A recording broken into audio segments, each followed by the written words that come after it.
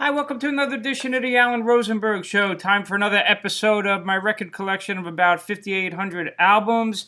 I'm up to the letter O. This one is very manageable. I have 17 artists and about 79 albums, so we could easily cover this. I do want to ask you, I don't know if you're all getting tired of this series. It was a series that was recommended that they wanted me to do, people. But I don't really look at my numbers. I do it for the love, and I love doing this stuff. But I can't help but notice the viewership keeps going down, and I'm actually losing a bunch of subscribers. So I don't know if you guys are hating this series, if you want me to take a break from it, or just give it up. So let me know what you think. Want to make everybody happy. But let's check out the letter O. Now, out of the 17 artists I have, 4 that I have over 10 albums each, and one of them I have over 20 albums, and see if you can guess which artist that I have over 20 albums with the letter O. We're going to start off with Oasis, and I'm definitely a fan, and in fact I discovered Oasis early in their career, even though I'm in the United States, they were pretty unknown here. I used to read Q magazine, and I loved it. And of course, they used to talk about Oasis a lot. So I actually got the debut, Definitely Maybe, right away, and you can see right there it was a cutout. I found it in a used record store, and it was not big at all in the United States. I was like one of the few who knew it. So Definitely Maybe. And then what is this one? This is Shaker Maker, a CD single. They have some really cool CD singles. It's the only one I have. What's the Story? Morning Glory, the original CD version that I have. And then I got this beautiful edition with a book and great artwork and lyrics, and not one, not two, but 3 discs. So this was an anniversary edition that Oasis themselves put out. You might have seen these, and just really nice. They've been doing these on other albums as well. This is a great set of Oasis. What's the Story? Morning Glory, a 3-disc version, if you can check it out, live stuff and other stuff as well. And then Be Here Now, which of course got relatively trashed when it came out, but I loved it, even from the get-go. I thought it was great. And same with this, The Master Plan. I thought that was really, really terrific. Title track alone is worth the price of admission. It's really the last, those first 4 right there, 1, 2, 3, are my favorite Oasis albums, and they probably are for most people. Next, Standing on the Shoulder of Giants, and these are deluxe editions. There's 2 discs in this one. Familiar to Millions, double live CD. Thought it was okay. Heathen Chemistry, right there. And a dual disc of Don't Believe the Truth. You got the CD, and you got the DVD with a documentary. And then a really nice version of Stop the Clocks. This is a box set version of it right there with a bonus DVD. And really nice packaging. Looks like this. 3 discs of Stop the Clocks with a great book. Yep, that's a really beautiful set. And we'll stick that puppy right over there. Oasis, a really good collection. There was 13 Oasis albums. The next one, hopefully for you viewers... Oh, we're not even done with Oasis. Look at that. I forgot a couple. Dig Out Your Soul. We had a hardcover. Right there. It looks like that. And again, a double disc of that. If you know my channel, you know me, I tend to go for the deluxe editions. And this is a limited edition CD and a DVD. And then Time Flies. I knew I had another compilation, 1994 to 2009, and that is a double disc of the best of the complete singles, basically. Time Flies. All right, now we covered Oasis.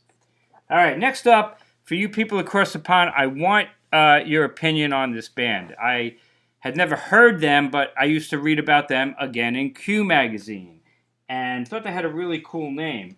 I'm talking about Ocean Color Scene, and I have 11 albums from them. Now, this was the debut album. I got this after the fact. It was not the first one I got from them. And that one doesn't have great reviews. This is the one that I discovered them by, and probably most people. Mosley Shoals, which got great reviews and apparently was a huge hit across the pond. I think it's a damn near perfect album, and if you're in America and you happen to spot this for really cheap, and I see it cheap in record stores, pick it up. I think it's amazing, and I think you're going to love it. I think it's an impossible album not to love. But I've grown to love this band. Here's another one, B-sides, C-sides, and free rides. Ocean Color Scene, a collection of B-sides, a really nice package as well. Great stuff. Then they put out Marching Already. Not easy for me to find them because in America, besides Mosley Shoals, you never see their stuff. I have had the luck into these. One from the Modern. I think all of these albums are really, really good. I am such a fan. The Best of Ocean Color Scene, Songs from the Front Row. It's a really good place to start. Every song is really good. Mechanical Wonder. Up on the Downside. I mean, I don't know how anybody can't think that's an incredible song. North Atlantic Drift. They're all good albums. And this one's got bonus tracks.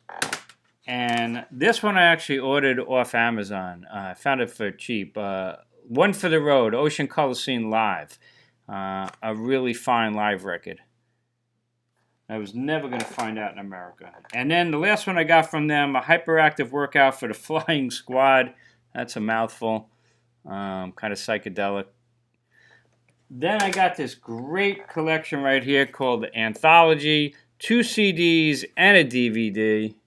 Looks like that. And it comes in a box. And luckily it's an import, but the DVD does play. And it opens up like this. Got a nice book. And it looks like that. I'm a really big fan of this band, Ocean Color Scene. I don't know anybody here in America that knows who they are, but I think they're terrific. But the weird thing is, they have gotten a terrible reputation from what I read across the pond, which is where they were really big. Of course, the guys in that band play with Paul Weller, in Paul Weller's band. They're a real deal, and I think their music is pretty much impossible not to like. That first album is different. The rest of it... So when you're across the pond, what is the problem with them? Why did people grow to hate them? You know, some people said they were retro.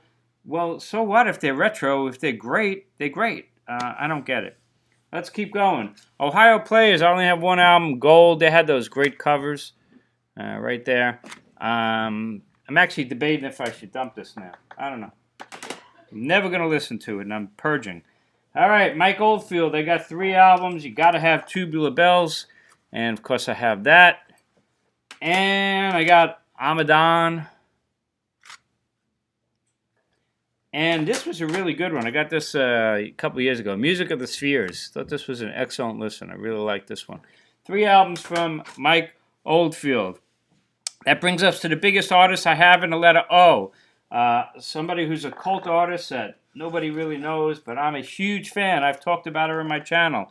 There's the collection. 21 albums from Carla, Olsen, including the Textones. We are going to start with Midnight Mission.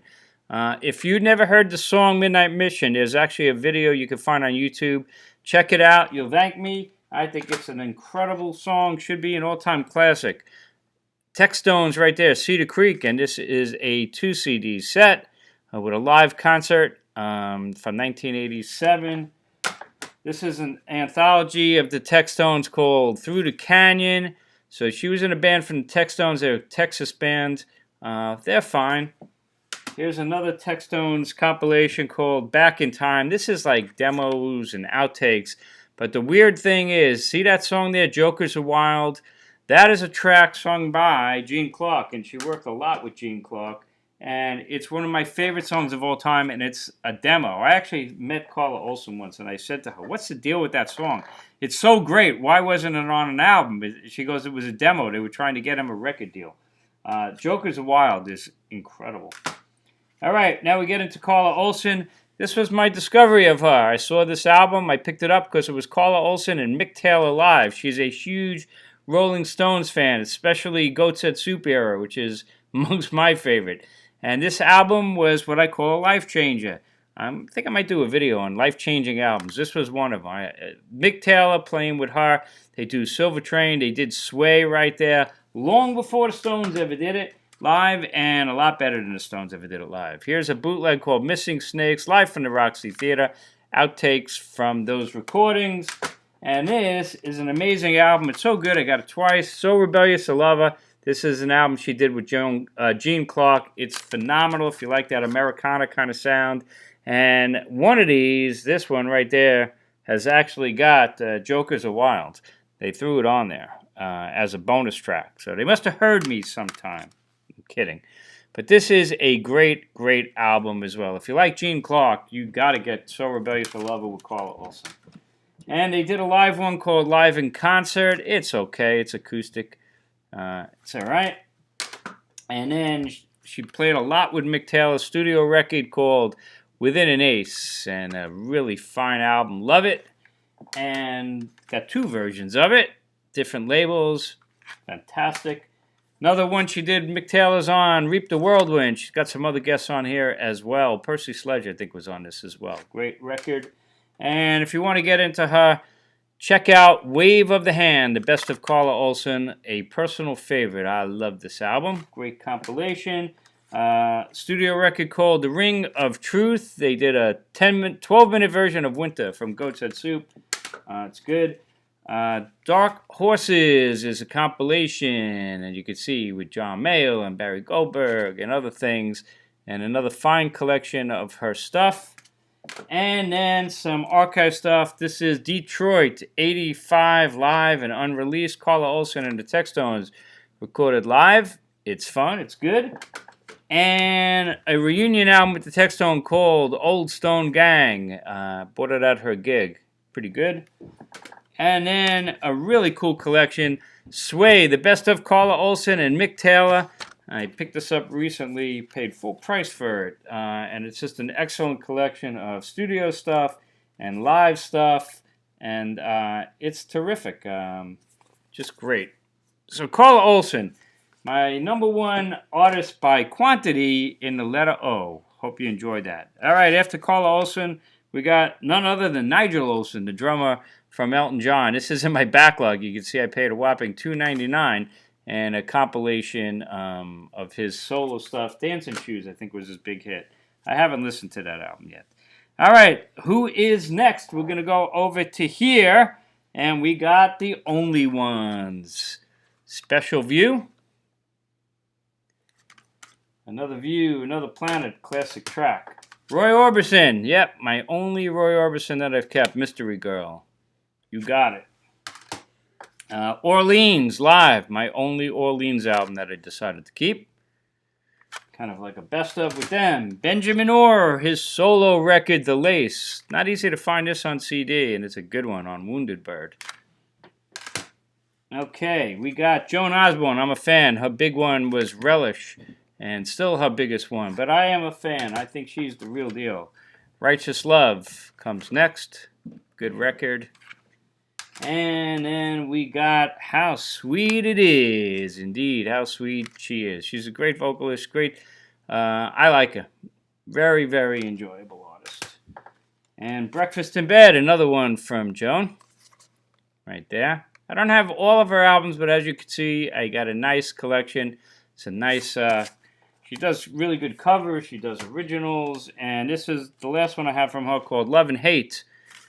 And Joan Osborne. So what do I got from Joan? I've got 5 albums from her. Not bad. Okay, that brings us up to Ozzy Osbourne. And I got a couple of his records. Not a guy I listen to that much, but certainly appreciate him. The classic Blizzard of Oz. Diary of a Madman. I am missing. I had it, and I don't have it anymore. But I liked it. This is Tribute right there, the live one with Randy Rhoads. And the Ozman Cometh. Right there. And then the Essential Ozzy Osbourne on 2 CDs. All I really need. I just don't listen to Ozzy that much, but certainly appreciate him. And you know I have all the Black Sabbath albums. Okay, next up. Osibisa. They used to have that great artwork, and I only have one from them. It's a really cool one called Black Magic Night live at the Royal Festival Hall, a 2 CD set of this really cool, interesting band from the 70s, recorded live. You might remember them, their artwork on their albums. They had like a flying elephant. I think Roger Dean did the artwork for them. Cool stuff. Okay, next up, the Other Ones. Yep, another offshoot of the Grateful Dead when they said they would never play again. So they just created different names. And this is The Strange Remain. This is a double live CD. It's good. Back in the day. And then I got a band called Otter Creek, which is a local band from Long Island. They used to play locally. And this is their album. You're not going to know them, I'm sure, unless you're from this area. But a mighty fine band. Let's stick them up there. Okay, after Otter Creek, we got the Outfield. The only one I need is the best of the Outfield. Big Innings, and of course, we all know Your Love. They're a really big hit. Great track. We are up to the Outlaws, and that is one of my favorites. Now, before we get into the Outlaws band, one of my favorite, we're going to talk about the Outlaws, Wanted the Outlaws. That is Waylon Jennings, Willie Nelson, Jesse Coulter, and Temple Glazer. And this is a great album. This is the 20th anniversary of it with a whole host of bonus tracks. Outlaw Country, right here. Great classic album. Let's talk about the Outlaws, the band. And I got 12 albums from them, including the classic debut album on Arista. The Outlaws, one of the great Southern rock bands. Somebody said they want me to do a series on Southern rock. Maybe I'll do that. Hurry Sundown. Another great one. Title track. The classic live one. Every Southern rock band's got a great live album, right? Bring It Back Alive, of course, with their Greengrass and High Tides epic, but a lot of other classics as well. If you want to get into them, you can always check out Greatest Hits of the Outlaws. High Tides Forever. How about Hitting the Road Live?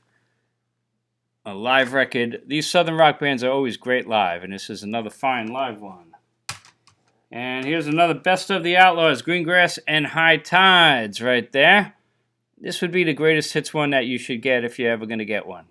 They do a great cover of Ghost Riders in the Sky, which is right here on 8-track tape. I have not been showing any 8-tracks in any of these videos, but I thought I would pop this one on just for goofy fun. Why not? Ghost Riders in the Sky from the Outlaws. Here's another compilation. There Goes Another Love Song, which is a classic Outlaws track. They have a bunch of compilations, as you can see. This is a good latter-day live one called Legacy Live, because Henry Paul left the Outlaws and had a brief solo career, including his classic Great Ghost. And then he reformed the Outlaws and played Outlaws stuff, but he threw in some of his solo stuff from the Henry Paul Band. This is a great live record.